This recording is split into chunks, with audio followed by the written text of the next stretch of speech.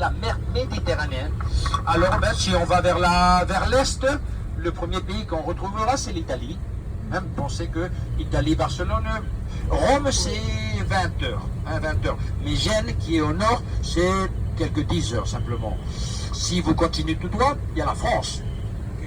Et il y a le port de Marseille, qui est le port de Marseille, qui est le port le plus important de la France dans la Méditerranée. Alors derrière l'Italie, il y a la Grèce. Vous pensez la Grèce, si on continue, il y a la Turquie.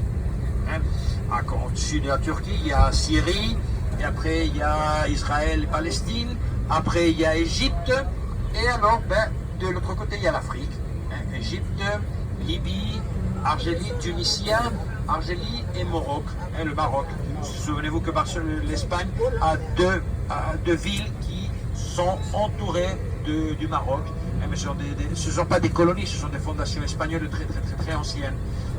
C'est vrai que le gouvernement marocain, il demande, il veut garder les deux villes, mais ce sont des fondations espagnoles. Il y a la population espagnole depuis plus de 500 ans. Et voilà. Et maintenant, ladies and gentlemen, now, mesdames et messieurs, maintenant, ladies and gentlemen, là, on va rentrer dans la vieille ville de Barcelone. On va rentrer, we are going to enter in the old city of Barcelona. We are not going to stop because we have no time and because it's pedestrian area. So we cannot enter by bus.